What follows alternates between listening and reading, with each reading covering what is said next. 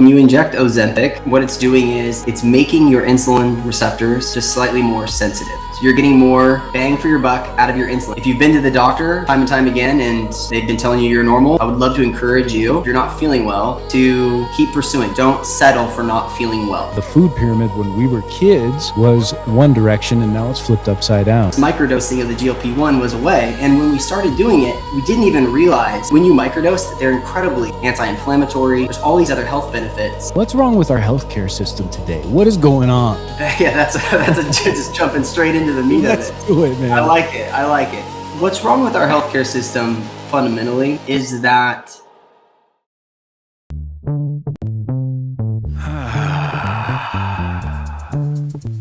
yeah.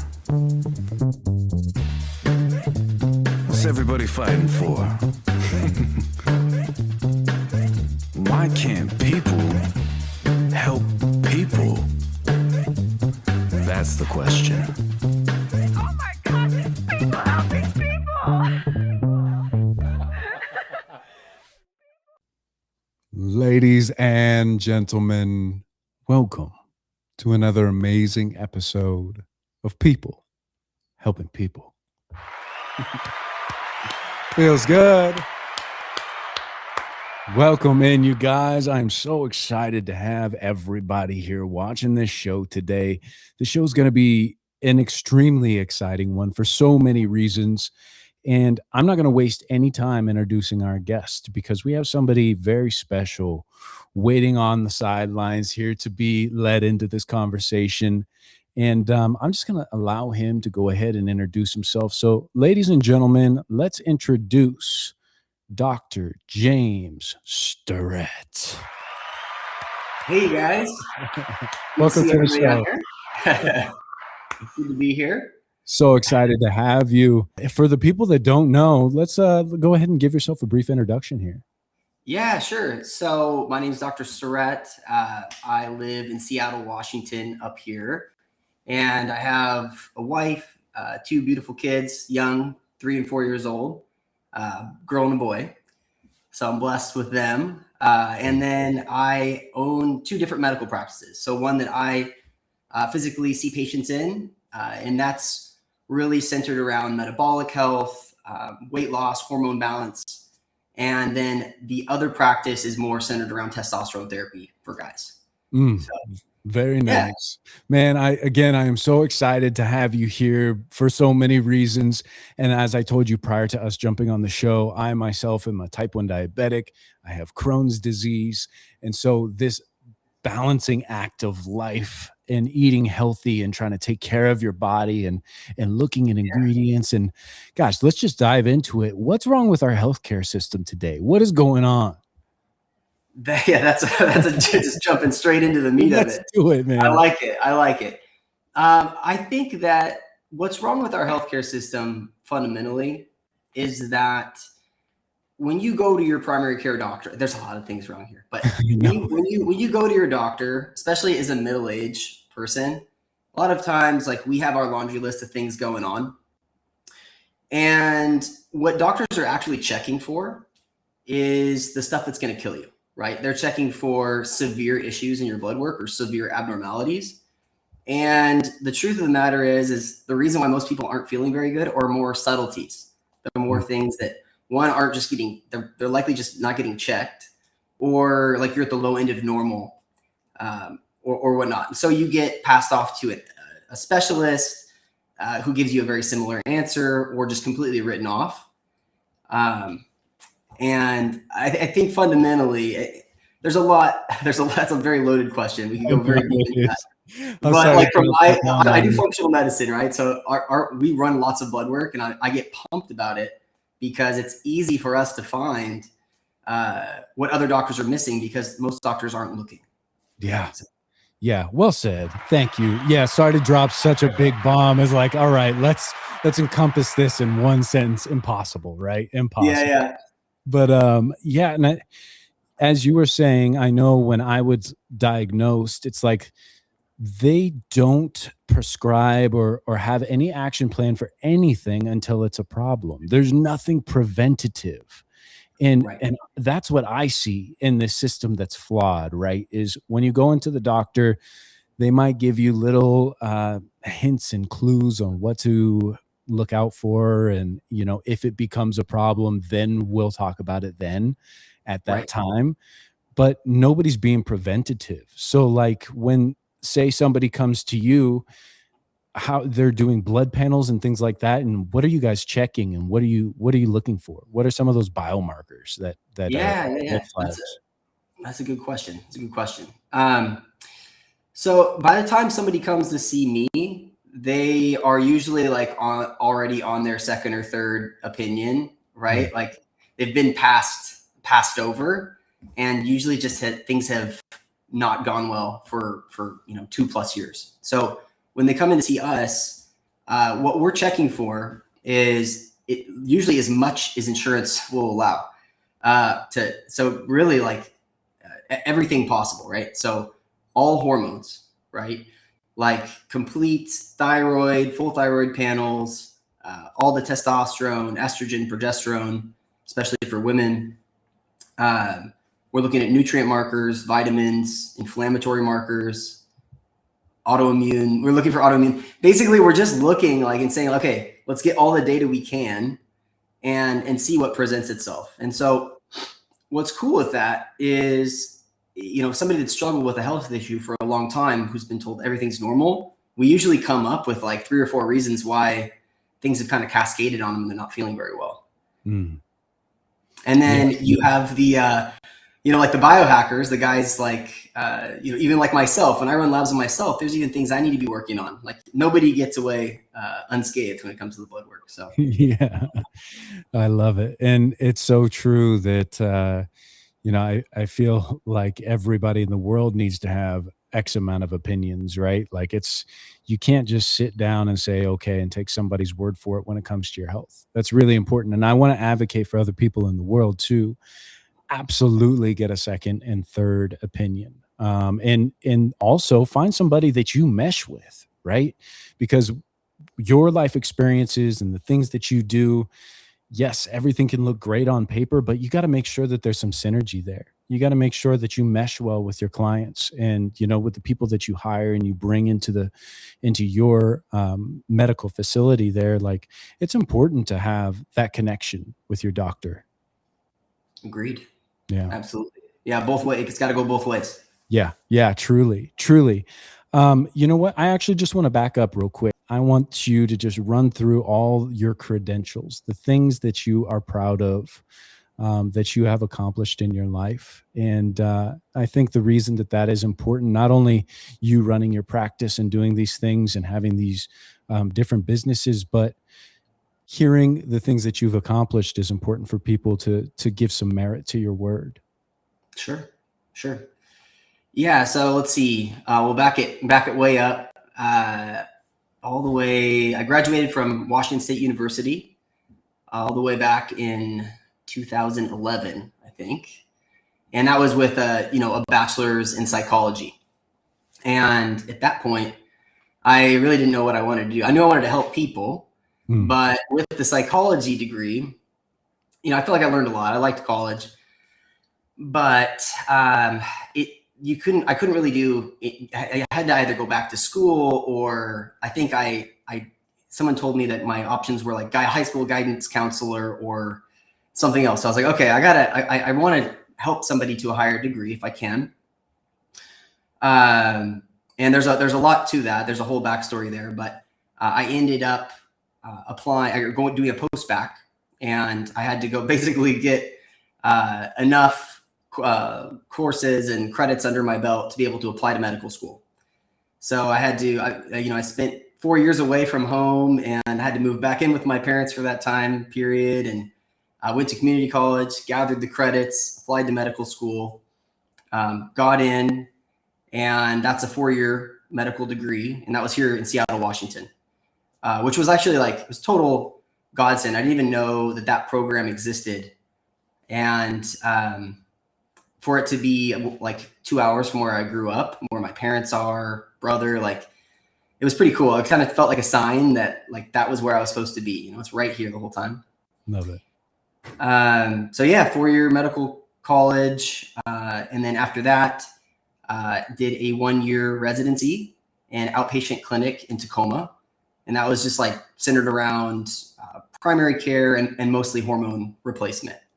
So got the chance to see thousands of patients during that period of time. And, it's funny, you learn, I think this is the purpose of residency for doctors. Like you learn more during that period than you do during all 4 years of medical school combined. Just how the application of medicine, like you have the theory, but like it just plays out so much differently once you get into practice. And then from there, I worked in a series of clinics. I ended up opening my own practice, brick and mortar, physical location in Snoqualmie, Washington, in 2019. And that was like doctor, now all of a sudden business owner type of a hat. And they don't teach anything about business in medical school. So that was an adventure. And my wife, I can only imagine. Let's see. So my wife was just my fiance back then. And she had a successful career in real estate. And she literally, to help open up the practice, she was my receptionist. So she would literally be my receptionist during the day and then go show homes all evening. So we were kind of hustling there for a little bit. She's holding it down. She was, man, answering the phone calls on the go, pretending to be the receptionist. I loved it. It was a great period. We worked really hard to get the practice off the ground and to the point where it was a real business. We were able to hire people and whatnot. Nice. And so since then, I mean, the practice is completely virtual now. We moved back over to Bremerton because that's where all of our family lives, like grandparents and brothers and sisters. So when we started having kids, it just made sense to come back out this way. And I was commuting a ton. So with COVID, all of a sudden, like just like this, like everything just naturally is online and patients were cool with it. I can still review labs and I can still prescribe. We can still do everything we need to do through telehealth. And so that's the channel that I'm seeing patients. And like right now, I'm in my home detached studio right now. So it's nice. Cool, I love it, man. We're in the same boat, Yeah. If you can do it from the house, do it from the house. It's the best. It's the best. I mean, I think back to when my daughter, there was a period of time like where I barely remember like the first like half year of my daughter's life because I was commuting 2 hours each way to get to Snoqualmie, getting up super early, seeing patients all day, coming back, doing it again, barely getting to see my daughter. And the fact that I get to do this now and get to go play with my kids, like if a patient cancels, I'll like run down and like grab a snack with them. Yeah. It's a huge blessing. That's great, man. I have a quick question because you have an incredible arc, an incredible journey to be where you're at now. And now that everything's virtual, you have this more time with your family. And that is so important, that work-life harmony. So if you could go back when you first started this business and give yourself some advice, because I'm sure that there's a lot of doctors or that are considering either opening their own practice or doing something in that realm, what advice would you give yourself? This episode is sponsored by the Diabetes Network of Arizona, a community built by people living with type 1 diabetes for people living with type 1 diabetes. They host Arizona's only family camp for type 1 diabetics, giving kids and family a place to connect, learn, and feel understood. Every dollar raised stays right here in Arizona, helping local families get the care and supplies that they need. No one should ever face diabetes alone, and with your help, they don't have to. You can make a difference today by clicking the donation link in the description. The Diabetes Network of Arizona, building a stronger, healthier Arizona together. Let's get back into the episode. What advice would you give yourself? That's a really good question. And I know there's a definitive answer there. I wish, if I could go back, I wish I would have had the courage to find a mentor or pay for somebody who was where I wanted to be to help me get there. And I tried to struggle on my own as a business owner and a doctor for too long and reinvent the wheel and try to find my own way. And as soon as I committed to finding a person to just simply help me out, it made all the difference. The business went from barely profitable all of a sudden to a real business in a very short period of time. And I've done this throughout my career. I always try to pick my next mentor that's a few steps ahead of me. And I've invested a lot over the years in it, but every time I do it, it grows the business, it grows me to another level. Yeah. Yeah, I just believe in mentorship. Like that's such great advice. Now, if you're in the doctor community, if you're in the medical field, is a mentor easy to find, or do you have steps that would make it easy for somebody to find if they wanted to go find somebody that is a step or two ahead of them? Ooh, that's a good question. That's a tough one, because it is. And I think that what I do now is I use social media. I mean, like, I usually will, somebody that I'm following that I identify with, like, you know, when you're watching someone on social media and you're like, I get this person, like you can clearly see their values, you can see what they're all about. And you're like, and then a lot of doctors will start like a little business side thing where they'll like help mentor people. And it's not super easy to find somebody. You do have to look a little bit. Yeah. But you need to find somebody that you identify with. And I think social media is helpful for that. You know, I've made the mistake of hiring somebody in the past that was like leagues ahead. And so the advice I received was like too advanced for me at the time. It's important to just pick people that are, they're where you want to be like a year or two from now, you know, not 20 years, billionaire status type of thing. I love that. Great advice. And I think that you need a soundboard with a clap track for your clients that are doing well. I was thinking about it. I was like, man, that would be so fun. That's right. I do. Yeah. They're like, yeah, I'm down 20. Yeah, exactly. Yeah, for sure. One of those, or maybe one of these. I love it, man. That's great advice. And, I don't want to niche down too much in this conversation. So let's talk about health, right? Let's talk about everything that you have learned over time. And I think that there's this kind of new awakening in the world that I find to be exciting. Like, finally, I can use an app to look at what's healthy on an ingredients list. There's like all these little things that you can utilize to help better yourself. But there's so many people that are still struggling and don't even have this aha moment that these types of things exist. So I guess I'd ask you if there are tools in the world right now that you could recommend that people start to use in their day-to-day life to become a healthier individual. That's a great question. It's a great question. I'm hesitant to answer because usually when we're working with patients, I'll kind of give you I'll answer it, but I'll kind of tell you why I always get nervous on this type of a question, is because there's so many things at our fingertips. Like you just said, right? You got the Oura Ring, you got CGMs now, you've got AI, you've got all of this, tracking apps for macros, Lose It, MyFitnessPal. Like there's all these great data things that we can use. But for some people, it becomes very overwhelming and it can be a hindrance. So I just want to label that. I want to say that as a little bit of a warning. It's possible for those to be an obstacle emotionally for people. So I understand. I want to be sensitive to that. But I do think that AI is getting to the point now where, because like a year and a half ago, I would get into ChatGPT and I would say, okay, I want an anti-inflammatory style diet, paleo, without nightshade vegetables. Give me a meal plan for a week. And it would just be flat out wrong, right? And be like, okay, well, there's like tons of nightshades in there and there's things in there that shouldn't be there, right? Now I think it's getting to the point where it's pretty good.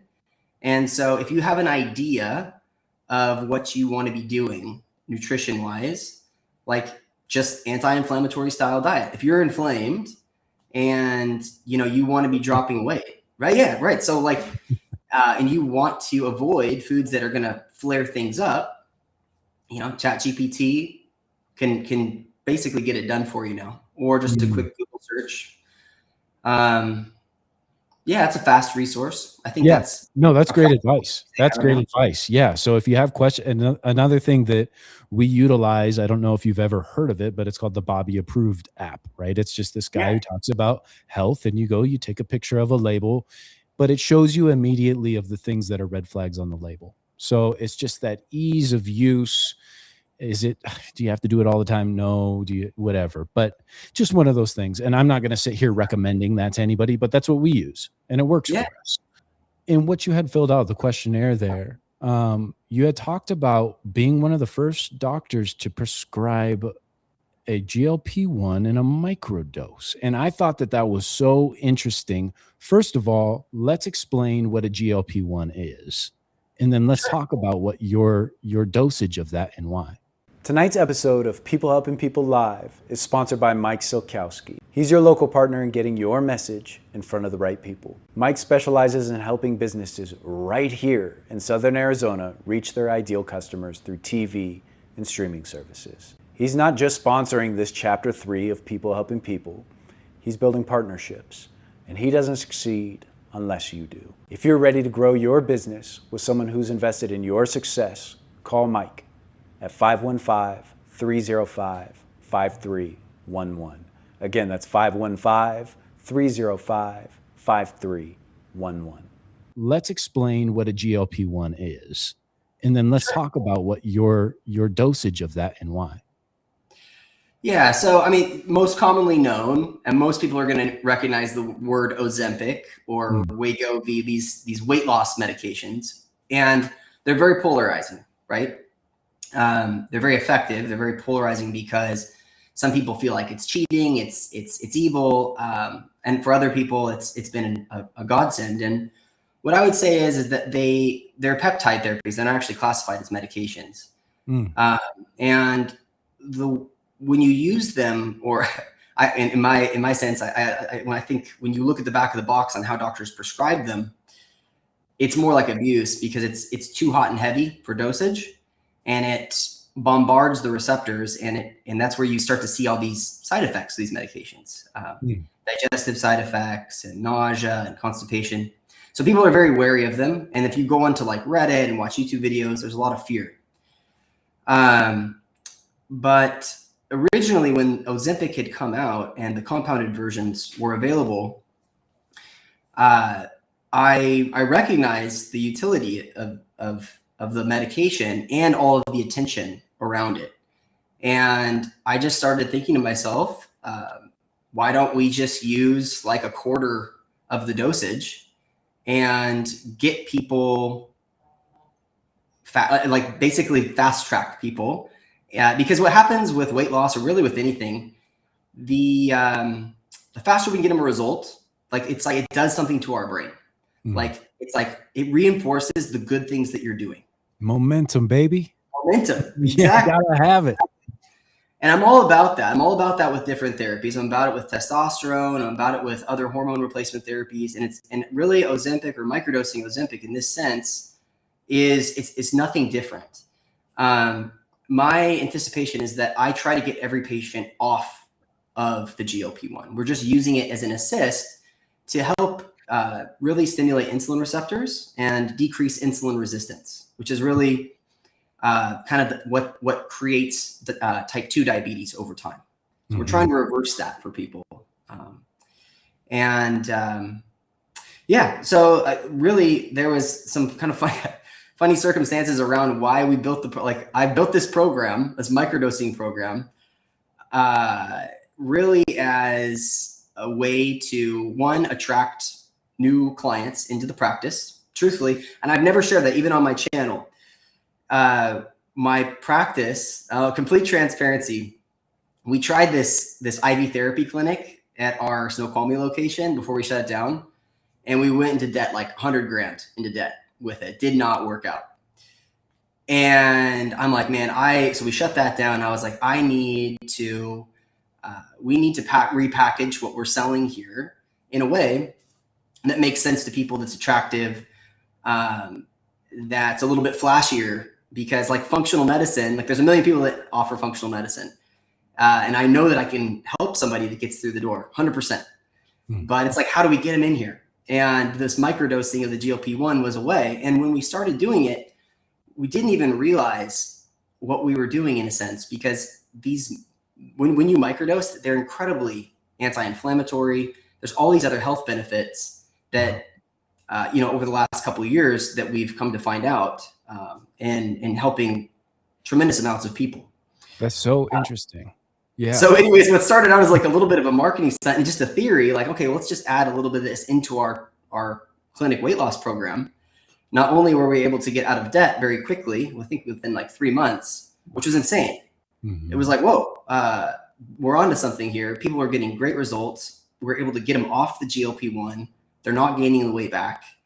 It was really cool. And so that's what, and then I had a YouTube video that popped off and on talking about GLP-1s. And so it's just kind of created this business around it. And I feel like it does a lot of good too, because I get excited talking about it, but it does a lot of good because there's just so many people on both sides of the fence with the GLP-1. And it's, like I said, it's so polarizing, and there's a lot of people that could benefit from microdosing. And I feel like my content just sheds light on a lot of what to watch out for, how to navigate the whole experience in a way that's. I'm sorry to cut you off. Where do people find you? On your YouTube. What's your YouTube channel? Just Dr. Stirrett. Cool. Yeah. Well, I encourage everybody to go over there, and it's so cool what you're doing. I love that it just started as like, how do we get people in the door, and then having this realization.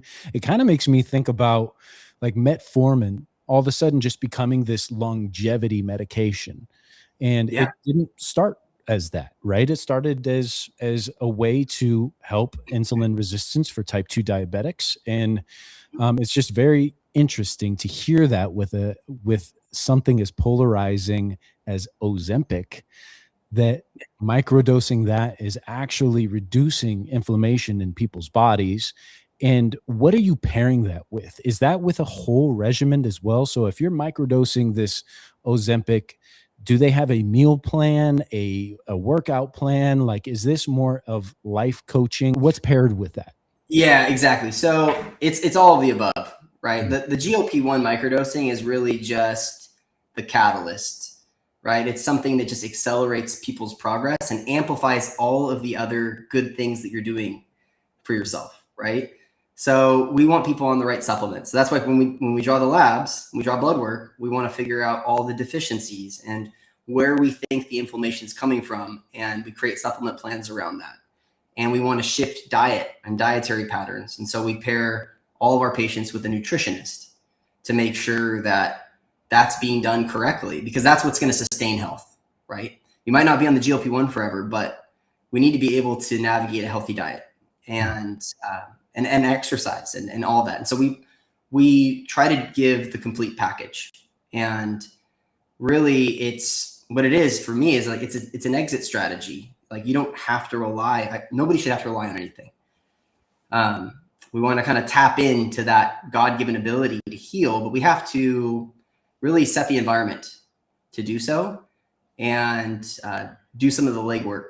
And so we just want to set people up for best results in the long term. I love it. It's like you said, the catalyst. You can't help somebody who doesn't want to help themselves, first of all. But I sit here as a big dumb dummy, just not even knowing. Let's just say I know nothing about a GLP-1 period. I know nothing about Ozempic. What is it? What is it doing to your body? Why does it work? Yeah.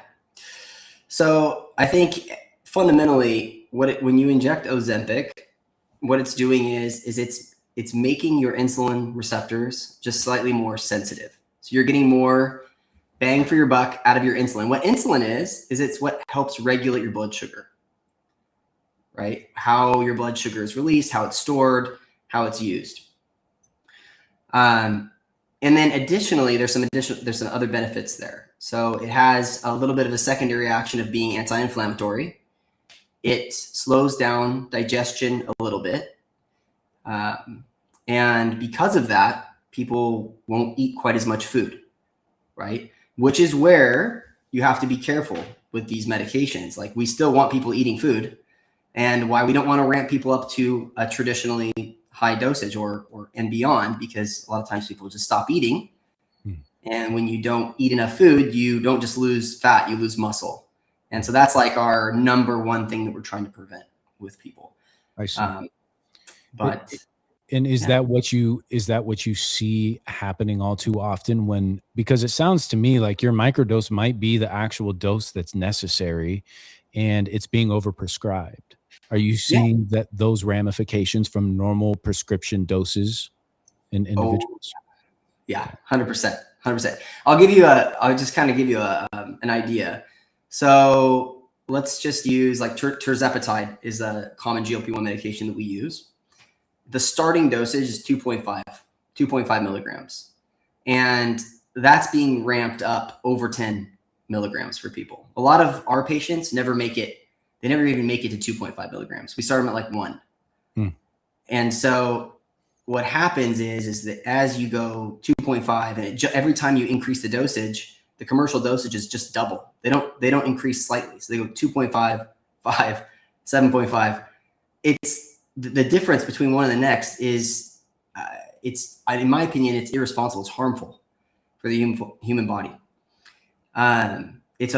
You're bombarding the receptors at that point, and you're going to, if somebody just stops a medication like that, that's where you see whiplash weight gain. So you're seeing muscle loss while you're on the medication, and if someone just abruptly stops, weight's going to come back. So what we're all about is using it at a very small dosage and trying to get a lot healthier in general while we're on it, to give you the metabolic flexibility to not take the medication anymore down the road. Come on. Come on.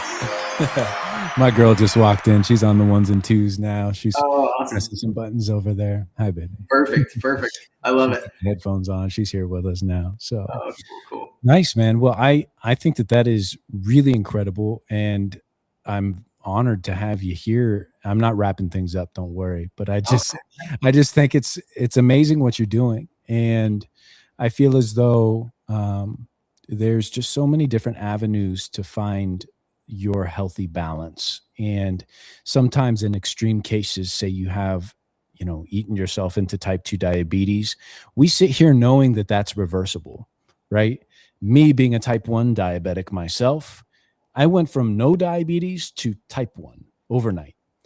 And I feel like Shia LaBeouf. I don't know if you've ever seen that video where he's like, just do it.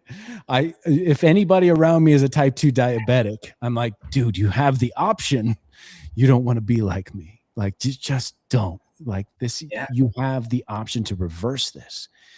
And to hear you utilizing something that, is reducing inflammation, and it's got such a bad rap. It's got a bad rap. From what I see, at least, that's what my algorithm is showing me, right? But microdosing is a beautiful thing. And I don't think of a GLP-1 when I think of microdosing, right? We're from Oregon. We like the woods and the mushrooms and the... Oh, right. Yeah. Gotcha. So it's cool to hear, though. It's cool to hear, because a lot of people are using those things for, mental clarity and all these other things, or depression and carrying that stuff. So to microdose something like that can, I'm sure, alleviate a lot of mental stress and problems as well. It just shows, there's more than one way to health, right? And that's the big thing. That's like a really big thing for people to realize. Like, there's no one perfect way to achieve health. Like, there's multiple avenues, and just finding something that aligns with you and your beliefs and what you feel in your gut is the right way to go. Yeah. Let's talk about the person that is sitting there right now. They're listening to this conversation and they're like, gosh, dang it. I either am pre-diabetic, I'm type 2 diabetic, or I'm overweight and I need some help. Where do they go? Yeah. So, I think that if you're in that position, then the number one thing that I have patients do or think about, especially like even on YouTube when I'm talking, you got to take your health into your own hands at that point. And I personally, I like everybody to start with labs so you can see where everything's at on paper, right? And that whether that's you getting your doctor to run blood work, if they won't run it, you can find a functional medicine doctor that will. But it's nice to be able to see it all out in front of you, in my opinion, because then you know where to focus. And do you have specific, while we're on the topic of drawing blood, specific biomarkers that you're looking at and you're like, hey, these are the red flags? I mean, white blood cell count, tell me what you're looking at that needs attention immediately. Thank you. No, that's a great clarification. So what I'm looking for specifically is when it comes to metabolic dysfunction is going to be a hemoglobin A1C. So it's like your 3-month average blood sugar, right? It's just a record of exposure, right? Obviously we want to see a fasted blood glucose, like a snapshot glucose in time. So your blood sugar. And then the one that I'm very much so interested in seeing that other doctors might not be is going to be your insulin, fasting insulin. And what that tells us is how insulin resistant you are. So from the blood sugar angle, that's what I like to see. Now from the cholesterol or like the, I'm not sure, like if you've ever heard of like apolipoprotein B, particle counts for your LDL, like we get really fancy and we start to look at the distribution between large and small LDL to take a look and see what your real risk patterns are for cardiovascular disease. And, we look at these markers and it's like, we don't just look at them and be like, oh yeah, they're bad. Like, you need to exercise more and eat better. The patterns that they show really give light to what needs to happen next. And we also look at inflammatory markers. That's really important to know, like, how inflamed are you? I mean, most people that I see on a daily basis that come to me and they are pre-diabetic and wanting to lose weight, they're also inflamed. Like these are the same individuals that, and they'll tell you, you just say, hey, are you inflamed? A lot of times people will be like, they'll know exactly what you're talking about. And it might be joints, it might be the hands. And the markers we look at for that are HSCRP or C-reactive protein. We look at sedimentation rate, and ferritin's important for inflammation. There's a lot of things that we look at, but sure. Yeah. So anyhow, I think that just getting a larger panel done can be helpful and somebody to interpret it for you. But let's see, then just in terms of lifestyle, I'm a really big fan of learning. A lot of people have to relearn nutrition, right? Like I think that's what drives so much of our inflammation in our body and our blood sugar. And many people, and it's not your fault. It's not somebody's fault necessarily. It's what they were taught. Yeah, have your Cheerios for breakfast, and it's great for your cholesterol, and right, exactly, like arms and cinnamon rolls. It's just like, and then that stuff's at your schools as well, so we talk about that all the time. Like our food pyramid was just completely upside down. Right. And that's why when they came out with that thing recently where they flipped it, I mean, that's pretty cool because we're getting closer. Yeah. We're getting close. At least we're starting to narrow it down a little bit better. But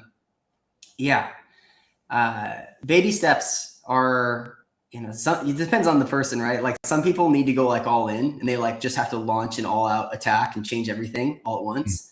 Not everybody works like that. Sometimes people need to take baby steps and make the small changes. And you have to know who you are. You have to decide at the end of the day. And if you're the person that needs to go all in, just find somebody to help you. Sure. That's great. If the baby step person too, then you could also find somebody to help you and help hold you accountable to the baby steps too. I love that. Yeah, that's great advice. That is really great advice. And I feel as though everybody can at least make the baby step. Do you have any recommendations of places? Do you guys facilitate the actual blood draw and that side of things as well? Or? Yeah, I mean, so we handle we serve patients nationwide when it comes to sending them out to with their blood drawn. They just go to like Quest or LabCorp or whatever. Okay. And so, yeah, we help people all over the place, but, we're not the only people that can do it. That's the thing. Like there's functional medicine doctors, there's naturopathic doctors. These are practitioners that can help you. Yeah. Well said. And anybody out there, if you're curious where you stand with your health, I think that it's important. What Dr. Stirrett is saying right now is absolutely 100% accurate. Go figure out what needs done in your body, what you're overproducing and what you're deficient in. Right. And I think that with vitamins and minerals, let's dive into that too, because there's a lot of deficiencies with just our food that we're eating because of the things that are stripped from them. And that's a whole conversation in itself. But where do we get good vitamins? Where do we get things that aren't tainted? Do you have a brand? Do you I need help. This is for me. No, this is good. That's good. Let's see. So to your point here, like if you were to just go to the drugstore, right, or to Costco, most of what you're going to find is not quality supplements. And remember, supplements are not regulated by the FDA, so they could pretty much do whatever they want. Now, the reason why some supplements cost more than others is because of third-party testing. I think that's the thing to recognize. So when you go with a quality product, they may not be evaluated by the FDA, but they are getting third-party testing to make sure that what they're claiming is on the bottle is actually in the pill, right? So I love brands. Let's see, like Designs for Health is a great brand. Pure Encapsulations, Orthomolecular Products. Who else do we use? We used to use a lot of Thorne. They sold out to a larger company. To my knowledge, those are more commercially available. I would say, like, to anybody out there that likes to get their supplements off Amazon, just be careful with that, just because there's a lot of knockoff stuff on there. Sure. Yeah. I mean, just to even have 3 companies that, you stand by and are third-party tested, like that's huge. That's going to help us and a lot of people watching too. So I really appreciate that. And we were talking about how the food pyramid when we were kids was one direction and now it's flipped upside down, right? Let's talk about this generational change in food and our lifestyles. And can you kind of just just speak on that a little bit as things have evolved from when we were children and our parents were children and where we're at today? Yeah, no, I think we see it all the time, right? Like especially when I'm working with patients that are, I'd say like 40 and above, 50 and above. Everybody thinks that eggs are dairy because they were next to each other in the food pyramid, like you had mentioned for breakfast, like we need to eat cereal. It's a thing. What else? You need milk. You need plenty of milk for your calcium. Like there's just all of these things that just get ground in and aren't necessarily true, right?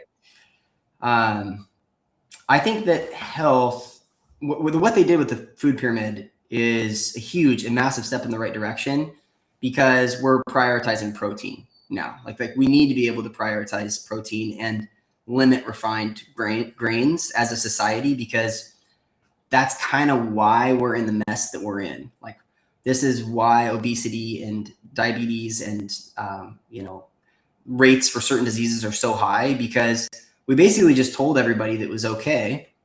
And, like when you go to the grocery store, like you've ever heard to avoid the middle aisles, right? Because all the packages and bags and stuff like that. You want to shop around the outside of the grocery store. This is true because that's where the Whole Foods are. But nobody was really told that back then. It was more of convenience. So I mean, there's a lot there, but very broad question. I think that it's good, like less refined carbohydrates, more protein, still having knowledge. I mean, the knowledge to be able to find that stuff, like you said, utilizing AI as a positive tool for your mind and your health. You can actually go into the store, take a picture of if whatever aisle that you're in, take a picture of the aisle, upload it into Chat GPT and say, hey, which of these brands is going to be the healthiest for me? And it'll tell Nice. you. It'll say, you know what, if this is there, then, just another recommendation for if somebody is out there shopping and unknowing, right? Or just stay out of the middle aisles. That's the easy way. Yeah. Yeah. Or if you got to dip in there, then get out of there as soon as you Yeah. can. Yeah. Quickly. Because, it's just dangerous. It feels like lurking sharks, because I know just based on, how I grew up, like, man, who doesn't love a bowl of Captain Crunch? Come on. Oh. It's so good. Seriously. So, yeah. Or Pop-Tarts or whatever, right? So it just is, it's wild that was ingrained in us at a young age. And I feel as though that's why I became a diabetic at, so late in life. I don't think it was hereditary, because I probably would have been diagnosed at a younger age. And Crohn's disease. So both of those together almost took my life. And it's a continuous uphill battle. Everything that's good for Crohn's is bad for diabetes, and vice versa. So it's like this weird tightrope I'm just balancing on all the time, right? Yeah. So yeah, a lot of lifestyle changes. And I just share that stuff to let people know that, those types of diagnosis, and I've talked about this ad nauseum on this podcast, but they don't have to hold you back. You have the option to either utilize those as a superpower and realize, gosh, I get to be so diligent about the things that I put in my body now, versus being somebody who wallows in the pain of being a diabetic every day, because it would be easy to do, right? Your story is incredible. For one, I know that you had a bit of a scare in your health journey. And I don't know if that was the moment that kind of brought you spirituality, or if you had spirituality in your life, but let's start there. Let's start with your health journey and the problems that you had endured and made it through the other side. And if you could just break down that story for me, that'd be great. Yeah, for sure. For sure. It's interesting. Yeah, no, because there's something I didn't write down there that I want to share too, that kind of connects with what you were just talking about a second ago. So when I was a little kid, I think I was like 6 or 7, I started just having terrible digestive problems, to the point where like I couldn't eat anything without severe pain. And my parents were always just like, what's wrong with him? What's wrong with him? We tried removing things from the diet, and I just ended up going to specialist after specialist, doctor after doctor, and nobody could really figure out what was going on, because it was severe. And I remember like I ended up at Children's Hospital and seeing doctors there. They didn't know what was going on. They sent me to the Ronald McDonald house over there in Seattle. It's just basically like where more complicated cases are for imaging. And I had to stay the night there, and they had to, I had to sleep with the tube down my throat. And it was just like, I felt like, it was very traumatic as a kid. And I know that like out of people that were there, like I had it the best, because everyone else there had like terrible other things going on. But for me, it was still traumatic. And they still didn't find anything. They would put me on medications, and it would just make things worse. Like I remember as a little kid, like trying a new medication, and it would like burn when I urinated because of the side effects of the med. And it was awful. But my parents, out of desperation, like back then, like naturopathic doctors were kind of like quacks, like, oh, don't go to a naturopath. Like, no one had, if you've even heard of one, it was like, crazy voodoo doctor type of thing. Yeah. So they ended up taking me to this naturopath, and the guy's like, oh yeah, just like have them do a little apple cider vinegar and like lemon and take a couple supplements. And I think it was like, don't like stop eating dairy. And there was a couple things, and literally took it away immediately. Like everything that this guy said, it was super simple.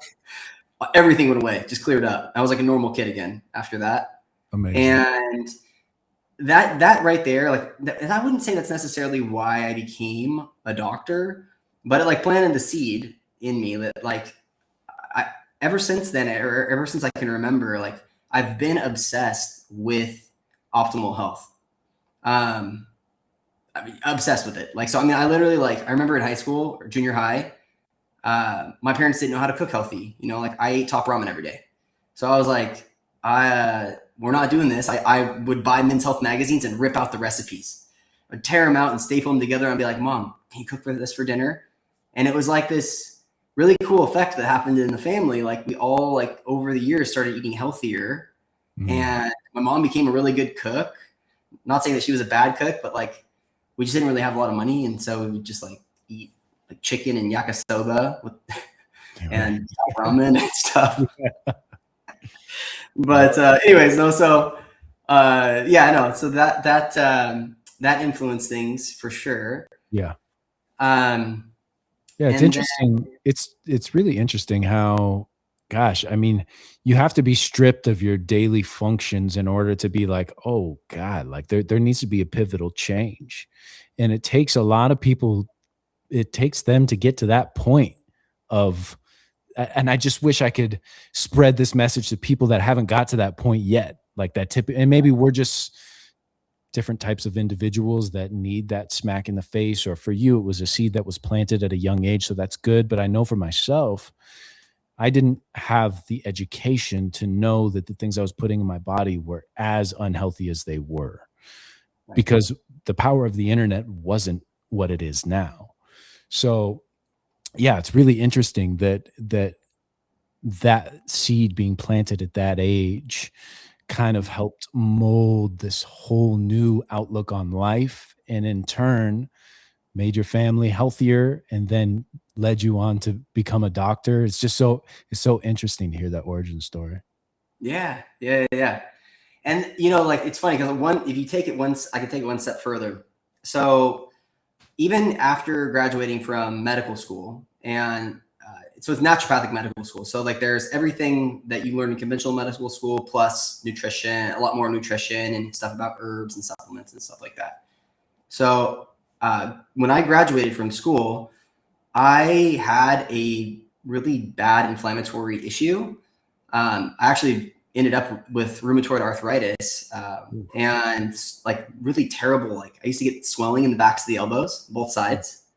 Terrible. I have like a bubble back here of just like a pocket of inflammation, and it really, and bad knee pain. And so I was inflamed, and here I am, like I eat healthy. And this is a lot of people out there that are making an attempt to eat the right things, do the right things.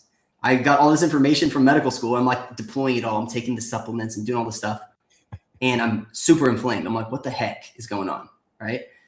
And it wasn't until I ended up in my residency program, the doctor that I was working under was like, oh yeah, man, you got to cut out. He's like, how much hot sauce do you have? And like jalapenos and nightshade vegetables. Right. I'm like, oh, every night, every single night, like hot sauce on my stuff. Like I eat healthy, but I put hot sauce on it. Yeah. Yeah. Right. My favorite food. Right. So he's like, oh, just cut that out for a week. And I cut it out, and literally, I literally stopped snowboarding. I kid you not. I stopped snowboarding for years because I had such bad knee pain. I was very limited, and my knee pain went away. The joints cleared up. Everything was fine. And I still have spicy food here and there, but like that was the issue.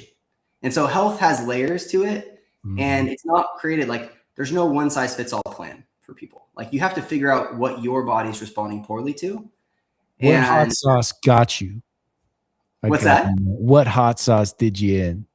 Oh my gosh, man. I liked the Chipotle Tabasco sauce. Oh yeah. Tabasco. So good. I like the vinegar and the spice too, man. Oh yeah. Yeah, that was my thing. Yeah.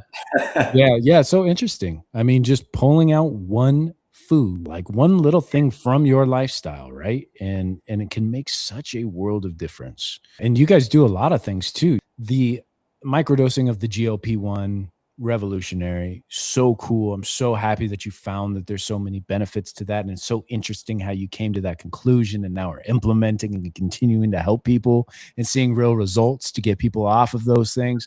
Like my hat's off to you there. That's so rad. But you guys also do testosterone replacement therapy. And I guess, yeah, just give me a breakdown of everything that you guys offer there.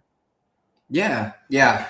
So, I mean, the other side of the coin is hormone replacement therapy. So for guys, testosterone; for women, testosterone and estrogen, progesterone, thyroid as well. Right. I think especially like, so in middle age, let's say like 40 and beyond, these hormones are just not produced in abundance. There's a lot of different things that we're exposed to, whether it's due to like inflammation or diet or extreme stress, like, or environmental stuff, mold, who knows? Like, there's just a lot of things that we endure as human beings, and it does take a toll on your hormones over time. So not only does that impact, your mood, like how you feel throughout the day, your energy, brain fog, but it starts to impact your metabolism too. So like you'll hear people say this, like and this is like one of the most common things that I hear, where a man or a woman will say, well, I was able to drop, 10, 20 pounds like that in my 20s or 30s. Then all of a sudden after 40 or after whatever age, like it just stopped working. My tactics stopped working. And so the question in there is what changed? And the answer to that is almost always that there's no more hormones left, or there's very few hormones left there anymore, acting in an anti-inflammatory way in the human body. So I'm definitely of the mindset, I'm a little bit more heavy-handed with bioidentical hormones and hormones in general for both men and women. Obviously, we want to use them safely. I'm not pushing crazy dosages with people. We want them to be physiologic, meaning that they do not exceed what you would have produced naturally in your life. But when you replace testosterone and someone's in need of testosterone, people feel way different, and it can change quality of life significantly. And it could be just the thing the person needs to be able to start exercising again, or to start eating healthy. And you can make all the arguments in the world of like, oh, well, like humans weren't built for that. Like this is a new, these are man-made therapies. And it's like, yeah, maybe so, but like, why wouldn't we replace this as a natural way possible? And there's a greater good here, and that people are more motivated to actually take care of themselves in the way that they should be. Yes. Absolutely. There's the other argument that you have to take these hormones forever. A lot of people do. And that's the thing. A lot of people do and should take them forever, but there's no absolutes. You don't have to work in absolutes. You can always just take them for a period of time and get yourself into a healthy place and you come off. Yeah. So, yeah, I mean, it's almost like the microdosing of the GLP-1, like you said. As long as you're taking the testosterone to get your ass off the couch or whatever it may be, and implementing these other things in your life to supplement, because you can naturally boost your own testosterone. I'm sure there's specific cases where the body is not producing that, if there's some type of challenge. But other than that, if you're a normal person and your testosterone is just declining, like there's so many ways to have your body start naturally producing that. And sometimes, like you said, just supplementing out of the gates, like, let's get you going. Let's get your energy back right. And then you can take on these other lifestyle changes that fit your needs. Right. And I mean, it has to fit the person, right? So, I mean, like some people are like, I'm not ready for testosterone therapy. Well, there's other things that we can do. There's herbs, there's enclomiphene, there's other things that can be done. But to not address the testosterone, it's just a huge piece of the puzzle. Yeah, definitely. Well, then what are your thoughts on peptides? It's all the craze, right? If we're going to talk about Ozempic, we got to talk about peptides. Give me your thought process on all that. I love peptides. Cool. Yeah, I absolutely love them. I use them in practice all the time.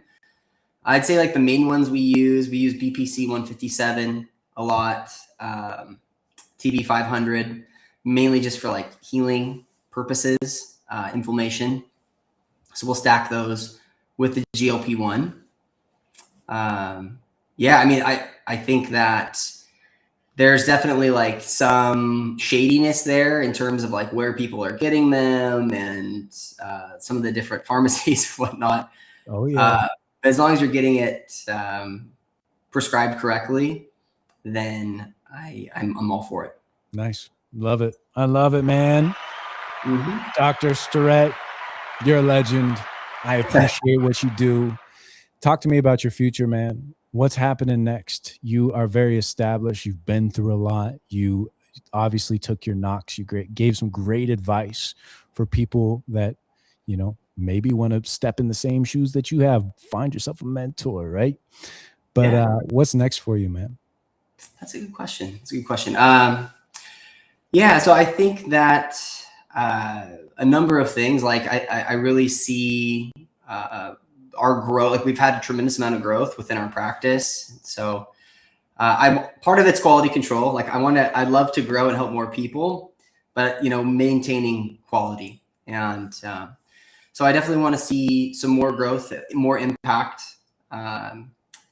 I want to, in terms of our testosterone replacement therapy practice, I'd love to grow that, because that's something that's like that we can help large amounts of people with.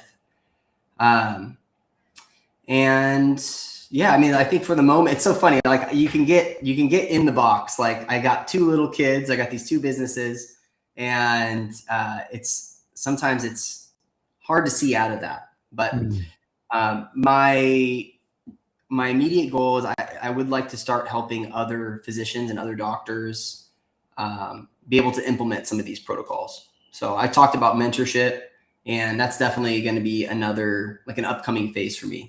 A way that I can impact more people is through helping other doctors do what we've already done. So yeah, definitely. You pass on the wisdom, man. I love when people sit here on this podcast and they share their life experiences, because who knows who's listening, right? One conversation can change somebody's entire life. And I really appreciate you coming on and sharing a bit of your story. I feel like we could have like a 3-parter here. Yeah. It's like, I really wanted to just get down into some really niche conversations, but for the sake of the audience, I feel like we did a good job at covering a lot of, who Dr. Stirrett is. So before we let you go, is there anything else you'd like to touch on the show here? Not that I can think of. I think we covered a lot of different things. I mean, I just, hopefully for those of you guys out there listening, I just want to encourage you, if you've been to the doctor time and time again, and they've been telling you you're normal, like I would love to encourage you, if you're not feeling well, to keep pursuing. Don't settle for not feeling well, because you never know, like the doctor that you're going to meet that's going to completely unlock something for you. And it may be something as small as nightshade vegetables, like it was for me, right? Or apple cider vinegar after meals, or cutting out dairy. Like it could be the smallest thing in the world that makes you feel 10 times better. And so do not give up. Great advice. Ladies and gentlemen, Dr. Stirrett, we'll see you on the next time that we have you on, Doctor. I appreciate you, brother. Thank you for having me. All right. Appreciate it. Yeah. So good. Man, I felt like we could have just kept talking and talking and talking. So thank you guys for, joining us on this incredible episode of People Helping People. Thank you, Dr. Stirrett. I feel like I just took so much from that conversation. And, my eyes are just opened over and over with incredible people doing incredible things in the world.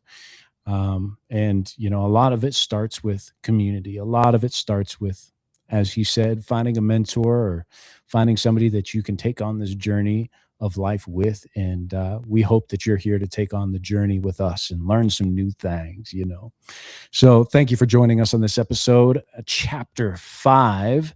As you guys know, this chapter is solely dedicated to giving backpacks to kids in foster homes. Chapter 4, we really touched the hearts of the foster care kids. And so we are here to give them backpacks at the end of the year. That's what the employees at the foster home said that the kids need. So we love you guys. Go to peoplehelpingpeoplelive.com if you want to be a part of the movement, and we'll catch y'all on the next one. Deuces.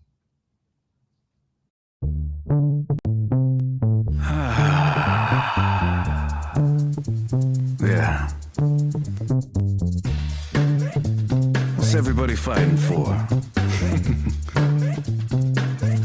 Why can't people help people? That's the question. Oh my God, these people